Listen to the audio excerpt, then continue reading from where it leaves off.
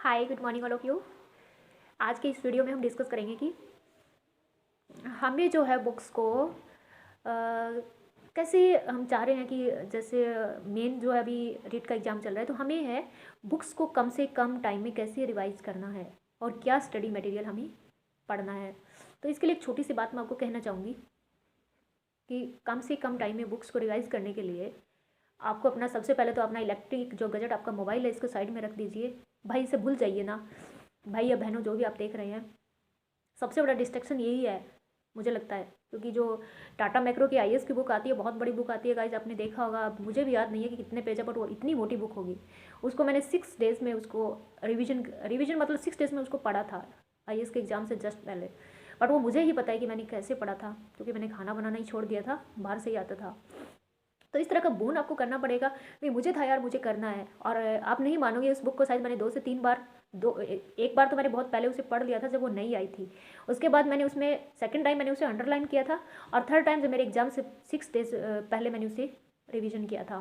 तो आपका रेट है, रेट तो बहुत छोटी चीज़ होती है ना। तो इस तरह का रेट, या कोई भी आप एसएससी वगैरह एग्जाम दे रहे हैं तो छोटी छोटी किताबें होती है, मुझे लगता है कि लगने से 2 दिन में कवर हो जाता है। तो उसको आपको क्या करना है, और आप एक एक पॉइंट जैसे ऐसे वो एक एक लाइन पढ़ेंगे तो हो सकता है इम्पॉसिबल हो। आपकी आपकी जैसे मैं बोल रही हूँ, आपका स्पीकिंग वे, आपका वे ऑफ जो है लुकिंग भी, आपका फोकस होना चाहिए बुक्स पे। इधर उधर की किसी भी बातों में आपका ध्यान नहीं होना चाहिए, तभी तो फोकस हो पाएगा ना। कुछ हो सकता है सबके प्रॉब्लम होती है, तो किसी के घर में कोई प्रॉब्लम है तो आप प्लीज़ जब पढ़ते हैं तो वो आपके माइंड में नहीं आना चाहिए। सॉरी, इसके लिए मैं सॉरी बोलती हूँ, क्योंकि किसी की प्रॉब्लम बहुत बड़ी हो सकती है कि उसके माइंड में आती है। तो आप इससे थोड़ा सा अवॉइड करेंगे या अपने को बचाएंगे तो ही फ़ायदा होगा, अदरवाइज़ नुकसान होगा बहुत ज़्यादा फोकस के लिए। और दूसरा, कई बार हम पढ़ते हैं ना तो एक चीज़ और आती है कि हम पढ़ रहे हैं, ऐसे बुक्स देख रहे हैं, और हमारा मानसिक जो है, दिमाग जो है, फिजिकली हम बैठे हैं, बट मेंटली क्या है, हम कहीं मार्केट में या कहीं भी शॉपिंग में या कहीं फिल्म हॉल में या कहीं कहीं वहाँ हमारा दिमाग होता है। मामा देख रही है, कोई देख रहा है, हाँ बेटा पढ़ रहा है या बेटी पढ़ रही है, कि उसकी बुक्स पे नज़र है, बट भाई वो तो मेंटली है ही नहीं यहाँ। तो जब इस तरह की सॉरी, बहुत सर्दी है यहाँ पे। तो इस तरह की क्या है कि जब सिचुएशन आती है तो आपको क्या करना है, आपको बोलना है। मेरे डियर, मैं आपको क्या बोल रही हूँ कि मैं अभी भी सिलेक्टेड हूँ, होम मिनिस्ट्री में वर्क कर रही हूँ। और उससे पहले भी मैंने जो जितने एग्ज़ाम क्लियर किए हैं, 25 एग्ज़ाम क्लियर किए हैं, तो आप सोच सकते हैं कि मैंने काफ़ी एग्ज़ाम दिए होंगे। जो क्लियर है वो बता रही हूँ, और ऐसी बात नहीं है जो जो मैंने सोचा ना कि मेरे को ये एग्ज़ाम देना है, उस टाइम मेरे सारे ही क्लियर हुए हैं एक साथ। और जो सोचा कि जैसे मैंने कहा कि आईएएस जो है, मैं सेकंड लेवल में मेरा प्री निकला था, और उससे पहले 2 साल पहले दिया था, उसके बाद 18 में प्री निकला। और जैसे आरएस का मैंने सोचा तो मेरा फर्स्ट अटैम्प्ट में 19वीं रैंक आया था, सेकंड के अंदर। फिर जब मेरा दूसरे एग्ज़ाम देने लग गई, और उसके बाद हरियाणा में मैंने स्टेट का दिया, फर्स्ट में एच टेट का, फर्स्ट में सी टेट, रीट रीट, ये तो नॉर्मल चीज़ है, ये तो मैंने 3-4 बार, पता ही नहीं मेरे को कितनी बार कर दिया। और अभी भी एग्जाम में मैंने कहा मैं बैठूँ तो मेरे को श्योर है कि मेरे 100+ में मार्क्स आते हैं।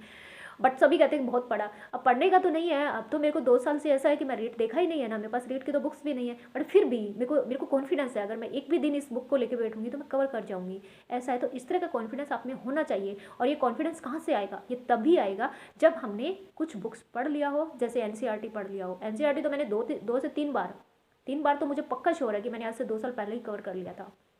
तो इस तरह से है ना। एनसीईआरटी जैसे मैं हम होली दिवाली पे घर जाते हैं, मैंने कभी होली दिवाली कोई फेस्टिवल सेलिब्रेट नहीं किया।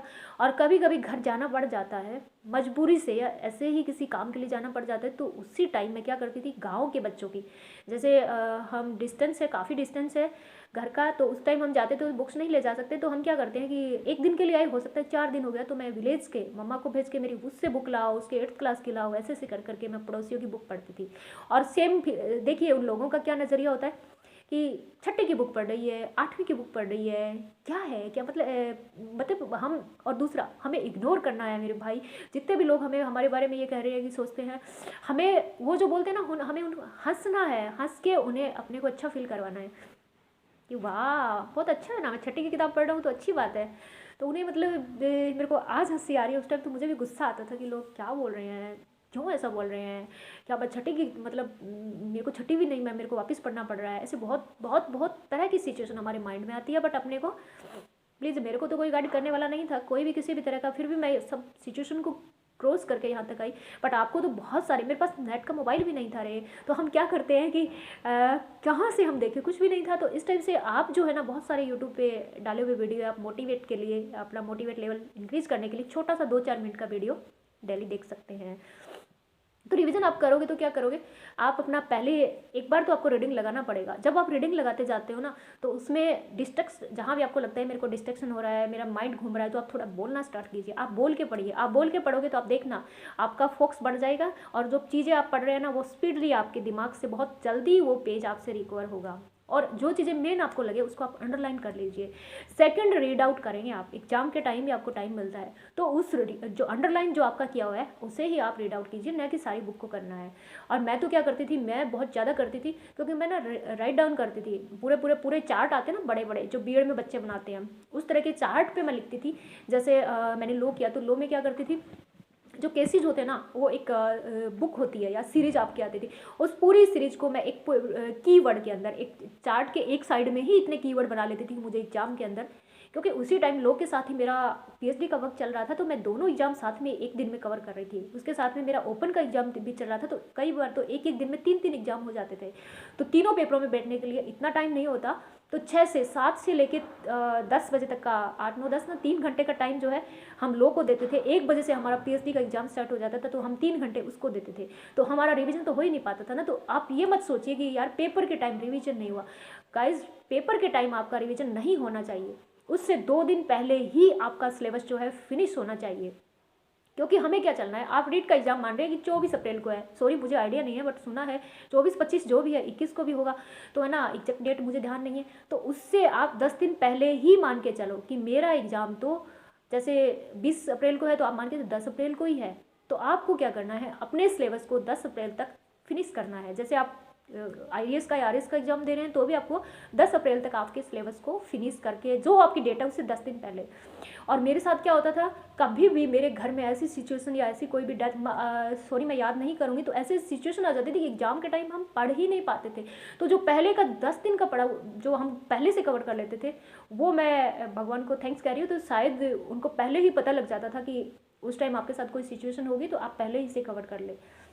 और इसीलिए अब भी मैं जो भी काम करती हूँ तो हमेशा 2 दिन पहले ही उसको फिनिश करके, जहाँ भी मुझे, जैसे अभी मुझे फ़्लाइट लेना हो जाए तो मैं फ़्लाइट से 2 दिन पहले ही अपना पैकिंग करके, और मैं चाहती हूँ कि कल ही फ़्लाइट है, परसों नहीं है। तो उस टाइप से फिर क्या होता है कि हम ऑलरेडी हमारा जो है पैकिंग होता है। इसी टाइप से आप सिलेबस कवर करेंगे तो आपका जो है देखना आप कितना खुश फील करेंगे, कितना खुशी, आपको कितनी खुशी महसूस होगी।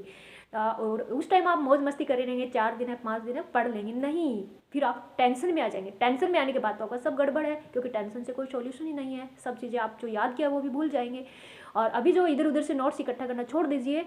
अब तो गाइज आप एक काम कीजिए, नोट्स, मैं तो नोट्स को कुछ नहीं मानती, फिर भी पहले पढ़ लिया तो ठीक है, कोई भी एक बुक लीजिए, लक्ष्य लीजिए, दक्ष लीजिए, सीखवा लीजिए, है, और अब उसमें से एक को ही आप कवर कीजिए। उसमें सब दिया हुआ है, आप ये मत बनिए उसमें अच्छा दिया हुआ है, नथिंग, कुछ भी नहीं है। साइको की बुक मैंने वंदना जादौन का देखा, उसके बाद मैंने सुपीरिया गोड का देखा, उसके बाद मैंने फर्स्ट रैंक का, मेरी सिस्टर है उसके पास थोड़ा सा फ़ोटो खींच के उसने मुझे भेजा, तो मुझे सभी बुक्स अच्छी लगी। तो आप क्या कर सकते हैं कि सभी से आप एक बुक को लेकर, सभी नहीं, सब में से किसी एक को चूज करके आप अपनी तैयारी कर सकते हैं। और मैंने जो अभी अपना वीडियो शूट किया, मेरे को लगा कि मैं किसी बुक से नहीं बनाऊं, क्योंकि मैं उससे, और दूसरा मैं उससे सेटिस्फाई नहीं थी, इसलिए मेरे को लगा अलग से कुछ वीडियो बनाऊं, अलग से मैटर लेके। और दूसरा ना, एक बात देखिए, मन का विज्ञान, आत्मा का विज्ञान, चेतना का विज्ञान, इस तरह का पहला आपका ही एक लेसन है साइको में। तो उसमें क्या है, किसी को लगे कि ये कैसे याद करें, तो मैं इसका सिर्फ 2 मिनट के अंदर आपको सारे मन, चेतना, दिमाग के याद करवा दूंगी।